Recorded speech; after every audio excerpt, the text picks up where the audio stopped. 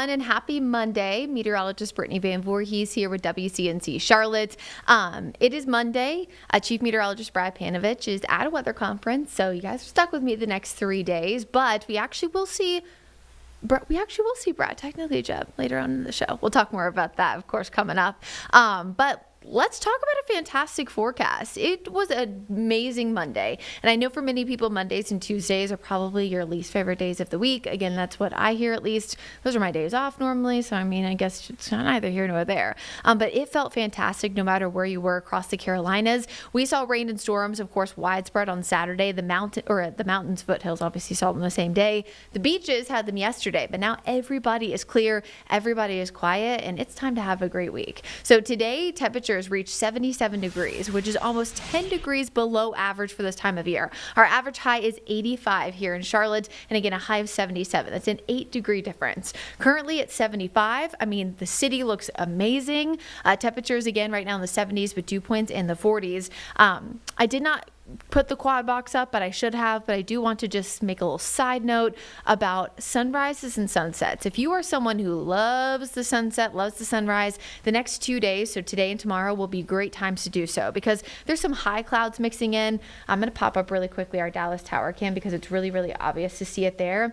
And essentially while I'm doing this, I'll go on a quick little tangent about clouds. So a lot of high clouds are cirrus clouds. So they're these thin, wispy clouds you see on the top portion of your screen. Oftentimes, if you see them in a trail, it will be contrails from an airplane. They look pretty similar. But the thing about cirrus clouds that is so amazing is that because they're really thin and because they're really small, the ice crystals and the water vapor droplets that are encompassed within them are also really small. And so when light refracts within them, they bounce off much more aggressively. And because a normal cloud, right, is pretty thick and they're thin, the light still shines behind them. That's why you can have completely cloudy skies during cirrus cloud situation and you'll still see sun, technically, right? Because it's just shining through. And so these make for very vibrant sunrises and sunsets. So again, if you're a sunrise, sunset person, that'll be a really, really nice thing to view over the next few days. So there you go. Quick little tangent there from myself, which I guess is every single thing that I ever say, is always a tangent of some sort. Dew points are going to be very, very low the next few days. It's going to be a very comfortable forecast overall. We'll see ebbs and flows with the dew point. However, it's still going to be pretty nice. Even with the dew points going up, technically, we're still in that comfortable category. So if you are trying to take a late night stroll, or I guess technically now would not be considered late night, but any time from now through this evening, make sure you have a jacket of some sort. There will be light winds at times. So a little bit breezy with some wind gusts between about 15 to 20 miles an hour. But it's also the temperatures, folks. It is chilly. Or chilly maybe is dramatic. There's a chill in the air. My significant other and I were walking Roger, my dog, last night, and I said there was a chill in the air.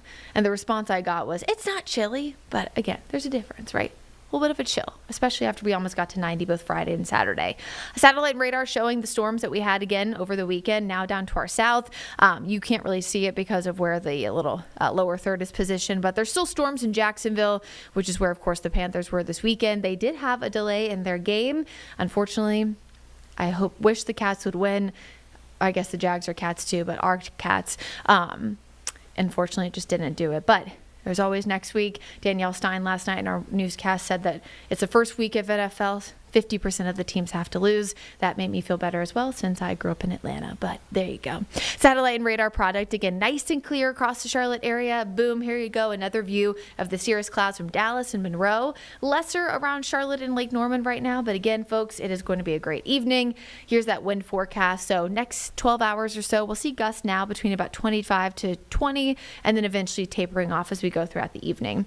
Now, this will not be gusty enough winds to really see a significant difference. I just think that combined with the cooler temperatures, it'll be more obvious. Low temperatures tonight across Charlotte, 56 degrees. That's the official forecast, which is 10 degrees below average. So again, this below average trend continues, not just the lows, but the highs as well. In the mountains, though, this morning, Boone dropped to 40. The official forecast tonight calls for the upper 30s. Honestly, I think we could even go a degree or two lower than 39, but I'm keeping that just for now, just to stay conservative. But what does this mean?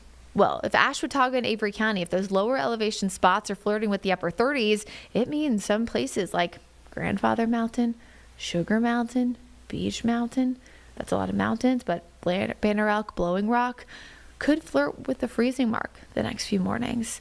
Now, if you're in a lower elevation spot in Burke and Caldwell, like Lenore, Morganton, you're probably flirting with the mid to upper 30s, as well as a few spots in the lower 40s. So you're not in the same category there. So if you're in Morganton and you don't get to freezing tonight, please don't get upset with me. Here's the dew point forecast again over the next few days. Oh, wait, I messed that up. I don't know what happened. I pressed space to move forward and it went all crazy. I thought that was just Tim's graphics messing with us, but nope, it was not. It was something with the computer. Technology works, you guys, until it stops working. That was an obvious statement. Forecast over the next 3 days, again in the Carolinas, very fall-like. Our average high 85. So we'll be closer to that by Thursday, but still tomorrow and even on Wednesday, even if we flirt with 80, still very, very nice weather looking ahead. Now, long-range forecast does show that we will see some warmer temperatures by the middle part and end of September. Now, that does not necessarily mean we'll be flirting with 90 because remember, the average right now is in the mid-80s. So if we're slightly above average, that doesn't mean 90. That can mean 86. That can mean 87. But it is still something I'm noting in that forecast. Quick update on what's going on in the tropics. The answer is not a thing, which is great news going into the peak of hurricane season, which is Wednesday. However, it is a good reminder still of the time of year we are in because this time last year in 2024, it was actually even slower than 2025 has been so far. So again, everything's about perspective. We want things to be slow, right? But we also want to make sure we're keeping an eye on the forecast. Nothing going on right now with tropical development. We know that Invest 91L, Tim and I talked about this on Friday, essentially dissipated because all of the dry air and all of the Saharan dust. So it is no more. Here's that 7-day forecast. So again, mid 50s to upper 50s the next 2 mornings. This morning got to around 58. So Wednesday will be the same. Tons of sunshine in the afternoon. Again, upper 70s tomorrow, low 80s Wednesday. We're still feeling very fall-like. No rain in the forecast over the next 7 days. So that is certainly something to be excited about because honestly, the forecast, truthfully, it's hard to get much better than this. So things are calm. Things are clear. We, of course, are going to be talking a lot more about the forecast coming up right here on Live Weather Impact in just a few minutes with meteorologist Tim Buckley from WFNY. But for now, we got to go to a quick break. We'll be right back.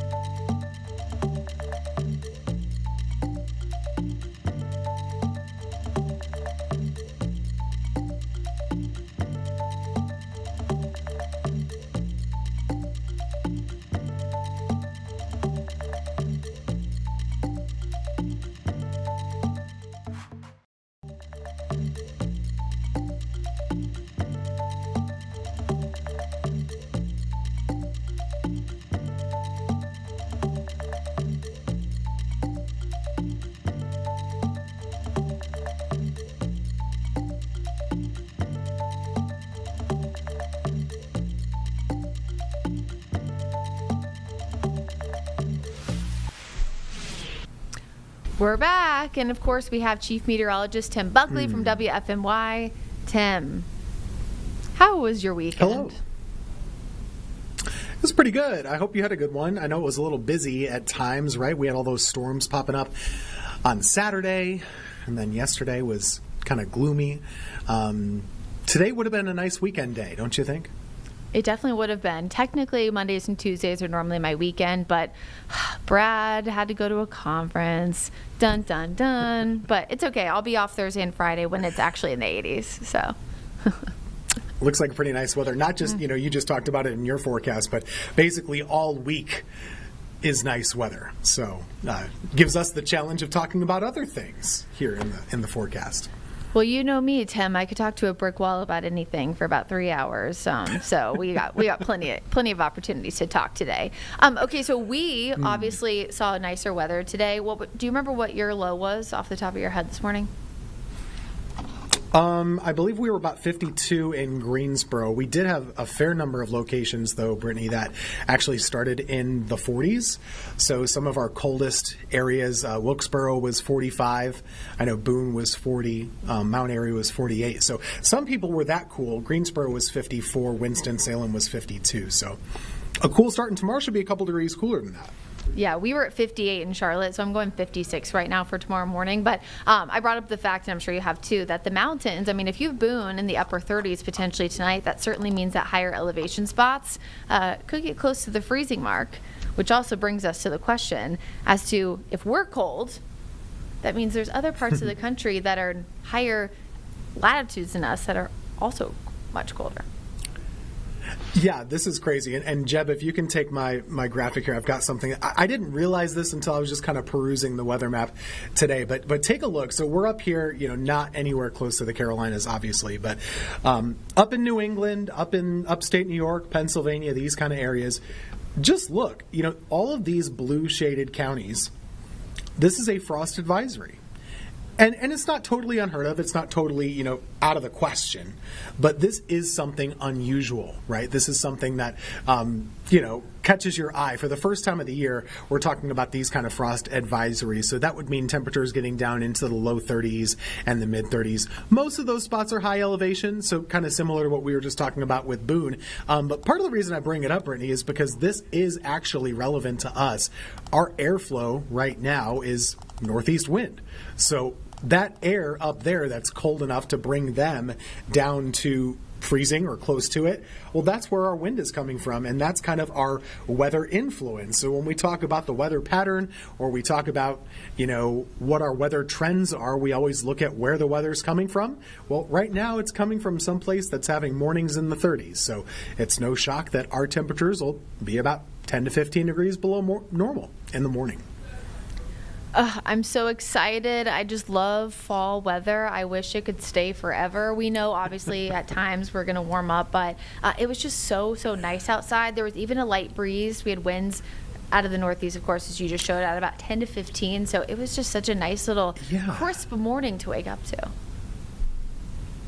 It was a little bit breezier than I was kind of expecting, or maybe I just didn't think about it, but certainly when I went on my walk today, there's a pretty big breeze coming in here, and it was, even at noon, it was still cool outside, so definitely a different sensation. It's kind of like these change of seasons. It's like taking a trip without having to go anywhere.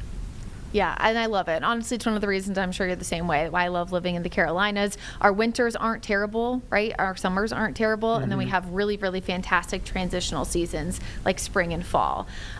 Speaking of a season, we know it's still hurricane season. And I know we've talked about this for days and days, but of course the historical peak of hurricane season is this upcoming Wednesday. And while we'll talk more about what's going on in the tropics, which we know is a big fat nothing right now, the reason why Chief Meteorologist Brad Panovich is not here right now is because he's at the National Weather Association conference in Huntsville, Alabama. And a very exciting thing for our team happened today. Our team, including you. The Special Appreciation Award is presented to an individual or group for unique contributions relating to the field of meteorology. Now, I have known this individual for almost 25 years. The heart, the emotion, it is true, it is there. This person has been a true friend to me, and I really appreciate the efforts. Through not only connections in social media, this individual was able to spread the word of need, and the Calvary, they actually arrived in big force. For excellence in broadcasting and recovery efforts before, during, and after Hurricane Helene, I want to present this award to Brad Panovich.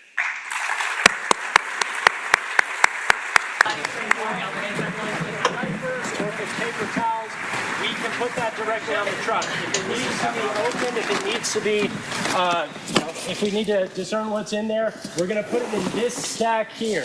There should be 2 or 3 people here that are opening boxes and bags and figuring out where stuff goes. Once you open it, you're sending it over to one of the tables. Tables are all alphabetized based on what it is. When you have a full box at your tables, those can start to come into the truck. So if you've got No, thank you so much. I mean, there's not a lot I can say. I can't do this without a great team of forecasters at WCNC, but also I got to thank my wife, because this was a big part of her doing this on the side as well. And I think it's really important as meteorologists that we remember all the weather forecasting we do, it doesn't matter unless you realize what you're doing it for, and it's for the people. There's still a human at the under end of this that is really important. So at the end of the day, I think it's important you remember why we do what we do. It's an amazing thing that we get to do, forecast the weather. But we heard it yesterday, and I'm a big fan of this statement. We root for people, not for storms. And so at the end of the day, remember you're looking out for the people, because that's why we do what we do. So thank you so much.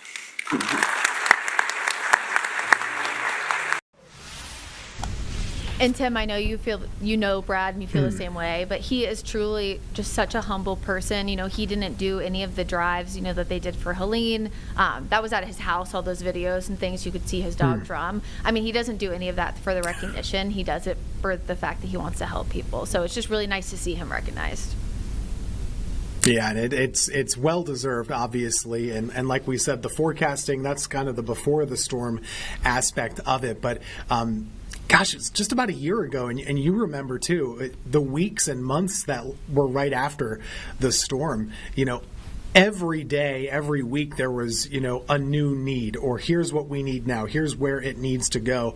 I know you all did a lot of drives. Brad did a lot of drives. We did some here at Channel 2. And every time we did one, it was like, okay, well, now they need socks and clothing because it's going to start to get cold. And now they need, you know, no more bottled water. We need other supplies. But there was so much need, and there still is. And I think that's something to kind of keep in mind as we come up to this 1-year anniversary. It's just that all these communities were changed forever, and there's still a lot of need to go around, right? Yeah, you make such a good point. It was like a lot of times there's a big storm that happens and it's just like water, food. But yeah, it was paying attention to the needs, you know, transition to, you know, socks and then gloves because it got cold like 2 days after Helene. And then it was diapers, you know, for people's kids. And then just, you know, sleeping bags. I mean, that was one of the things that we got a lot of at the station was sleeping bags for people who are essentially living in tents because their homes were destroyed. So it was awful. And I know you guys will have a lot of coverage. We'll have a lot of coverage additionally on Helene, not just here on Live Weather Impact, but of course on our regular channels as well, leading up to the anniversary on the 27th. Now, before we talk about, I guess, hurricane season specifically, one of the conversations I know we've talked about that I have with the National Hurricane Center, let's briefly talk about last year because Chief Chris Mulcahy looked at some of the stats and put this in our little weather chat earlier, and I didn't even think about this, but this time last year, you know, it's easy for us to talk about the calmness of the tropics because it's great that we have nothing to track going into September 10th, but we were actually even slower this time last year in 2024. So I think the reminder to people to not let our guard down is really important too. Yeah, it's really interesting, you know, and that's something that, you know, to me, I didn't even remember that at that point. But you're right, because we're at the G would be the next storm right now, G, H. So we're only, you know, pretty close to that. And Helene was several weeks after where today's date is. So we're kind of similar. So that goes to show you that it only ever takes one storm to make a bad hurricane season. The total number of storms, nobody lives everywhere. It doesn't matter to any person. All that matters to you is how many storms do you get hit by and how bad are they. And that's all that we're going to keep an eye on over the next 6 to 8 weeks in the Carolinas is what forms and where do they go. And right now it's good to say that we don't have any coming, but that doesn't say anything about what late September will be or October for that matter. Yeah, and our eyes typically start to shift to more so to the Caribbean and the Gulf as we enter late September and into October, so that will be interesting as well. Yep. Well, last week I did have an opportunity to talk to the warning coordination meteorologist for the National Hurricane Center. His name is Robbie Berg, fantastic forecaster. We actually had originally talked about some of the stories that we ran. I know you and Brad had this on Katrina, 20th anniversary, but I also got to talk to him a little bit about, honestly, a lot of different topics. But one of the big ones was what his advice was for people heading into the peak of hurricane season, since this year, other than really Aaron and of course Chantal, which impacted North Carolina, it's been relatively calm so far. The season comes in waves and lulls, and so we have to remember that it doesn't matter if it's quiet one day, you need to be on guard for what potential impacts might be coming down the road. And that requires almost doing a daily update of what's happening in the tropics and looking at your weather forecast. So if we have another type of inland scenario like Helene, residents are ready to go and prepared for a storm like that. So just again, a reminder that the peak of the season, right? It's the peak because it's the historic peak, most active day, but that doesn't mean it's over. And I know you know this, especially you've been forecasting, of course, in the Carolinas longer than I have, and maybe not as long as Brad, but longer than I have. And September and October are typically very, very busy months for us, even if you look at the historic Frans and the Hugos of it all. Sure, and we were chatting a little bit about this last week. It's like, gosh, we have all these anniversaries. You can almost miss them because we have Fran, and then we have Helene, and we got Floyd, and Sept. All of these storms, the big ones, they tend to be in that mid-August to mid-October timeframe.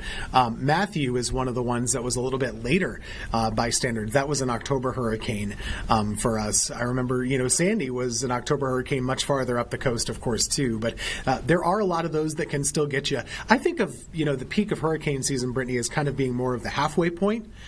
It is the kind of the busiest, kind of the top of the mountain. But you're not done with the hike yet, right? If you're going up, you still got to come down. So this is still, it's a benchmark. Love to see it quiet right now. It's really, really good news. But again, halfway. It's not all the way home just yet. So lots to keep an eye on. And like you said, maybe the areas that things form tend to shift a little bit, but the activity can still be really busy. Michael was another one a couple of years ago that came right up through Florida as that Cat 4, Cat 5, and then really smacked us pretty badly here in the Western Carolinas as well. You bring up a really good point, and I know that I don't know if you have a graphic. I don't have anything specifically to show this, but one of the things that Brad and I talked about post-Helene is, and I know you know this, they've done a lot of research, in past hurricanes, because it's been exceptionally busy, especially like the last 10 years. And even Robbie mentioned that when we were talking about like forecasting and how things have gotten better. He attributed it to largely, of course, forecast models. You can't forget about that. But the fact that the last 10 years especially, but also the last 20 years since Katrina, there's been so much development and change in technology, but also forecasting ability. And so one of those things is looking back at storms that have happened, and it actually has shown that the largest impacts for us here in the Western Carolinas, whether you're talking about Helene, something of that magnitude, or even Tropical Depression Fred back in 2021, had the most tornado warnings ever in one day issued by National Weather Service, Greenville, Spartanburg. It's not really, at least for us inland, it's not really the coastal storms that we're as concerned about here in Charlotte and Greensboro and West. It's actually the storms that move into the Gulf and eventually hit in the Big Bend region, because those essentially take that same trek. And whether it's centrally over us or it's a little bit further west, we always end up on the dirty side of the storm. And so then we have all this rain, all this wind, and then obviously the threat too of tropical tornadoes. It's a really good point, and I was just kind of hunting a little bit as you were saying that, Brittany. I do have a graphic at Jeb if you want to pull it up, kind of breaking it down into a couple of types of Carolina hurricanes that you might get. And for our area, kind of the worst kind, if you're in the Western Carolinas, the kinds you really don't want to have would be when, like Brittany said, when it comes up from the Gulf and it curves our way, and then you're stuck on this right-hand side. That right-hand side, we call it the dirty side. There's a lot of, cyclonic flow. What's that mean? That means you're on the side where there's a lot of potentially twisting air, and it makes it really easy for tornadoes to try and form. It also makes it easy to have some upslope rainfall up into the Carolina mountains. So like with Helene and others, you get all that upward rising air, you get some really bad rainfall, you can get some really high winds, and you can get a lot of tornadoes. And typically the biggest thing to watch for when you get these kind of hurricanes that come up from the Gulf is how long does it take to get from the Gulf to here? I remember Michael was one of those. It was from Tallahassee to here in like 12 hours. So it was very, very quick and very fast. That means there's not a lot of time for it to weaken. So you can have those high winds, you can have the tornado problems, and you still get the bad rainfall. The ones that hit the coastal areas, usually we're on the drier-ish side of the storm. If it's a bad hurricane, you're probably still going to get some bad winds, but probably not tornadoes. And if it's one of the ones like Erin or something that affects the Outer Banks or some of the ones that kind of scrapes the coast, we don't get anything from those. That's not our concern really at all. So they're all different kinds of storms. I probably could put a fourth type on there as we refine this graphic a little bit more, but just to put it another way, inland ones are the ones to watch for us because we don't live at the beach. So we want to be more cautious when those storms come up through Alabama, Georgia, and Florida. I love that graphic, Tim. You're going to have to send that to me. Don't forget, I sent you a graphic earlier this week. Just kidding. What I also That's like true. about that graphic is that the orange, and I know we don't have that much time, but almost reminded me a little bit of Chantal. Maybe we'd have to tweak the coastline a little bit and have it coming a little bit further inland. But I mean, the fact that it Yeah. came inland and caused a lot of heavy rain. If it was maybe a little bit further west and maybe even a little bit further northwest, I mean, pretty similar. And obviously, it was a tropical storm, but especially east of you guys, I mean, there were some spots that saw 12 inches of rain in like a 24-hour period. So it just shows that we can get impacts Yeah. from any kind of storm. Every storm is different. Every storm has unique impacts and unique characteristics, but we can still categorize them by type, right? And that's something to kind of do afterwards. So next time we get a storm, we'll make reference to kind of what type it might be. And that can kind of help you to maybe remember, oh, shoot, I remember that one was a little bit bad. Maybe this one will be similar. But all of them are unique. So we'll see what happens next time, but nothing in the next 7 days.